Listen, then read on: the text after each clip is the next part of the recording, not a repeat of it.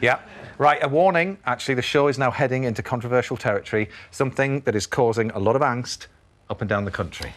We are not talking about Molly and AJ winning the dance-off. Well, not yet. Anyway, that's still to come. No, this is happening to our streetlights. Have you noticed? Adebanji has. An artist checklist. Materials, location, Ramsbottom near Bury, and the key ingredient, good light.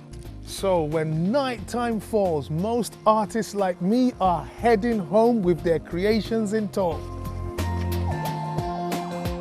But not this one. Artist Chris Cyprus is a man on a mission.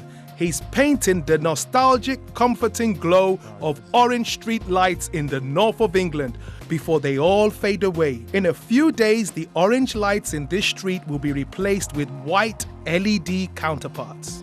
And time is running out for Chris. Very soon, most of the UK will be seen in a whole new light. I'm on my way to Chris's studio to see some images that will soon be confined to the history books. So, is this the finished painting from Ramsbottom?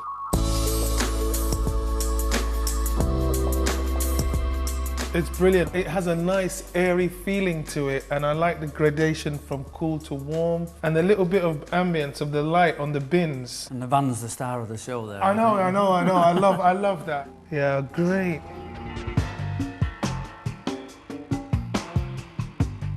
Why have streetlights become the focus of your work? When night begins to fall, when it's at dusk, you know, the little street lights come on, it's like a magic hour because of the orange glow that they give off. And it's that marriage of that velvet blue with the orange is perfect. It just transforms everything on what can be quite a cold, dreary day, you know. What do you think of the new LED replacement lights? The white, harsh sort of light that they give off is it's not inspiring at all. Do you have a total number now in mind for all these works? The project now is 12 years old and I'm up to 240. So I think maybe the end of this winter, 250, I think that'll be it. So just 10 more? Yeah. Redesigning streetlights is nothing new. There have been hundreds of designs. Before we return to see the big switch over in Ramsbottom, I've come to Derby to meet streetlight enthusiast Mike Barford. Wow. Just one or two in here. This is amazing.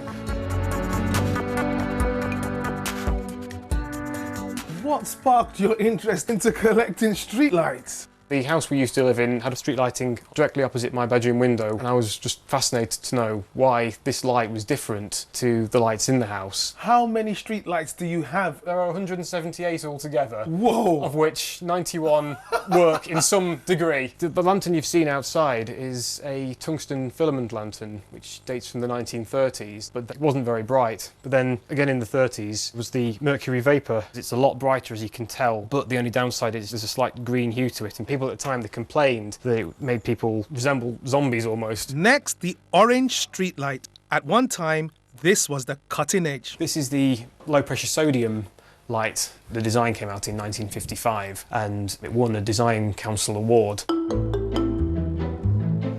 They may once have been award-winning, but today it's the end of the road for the orange sodium streetlights in Ramsbottom.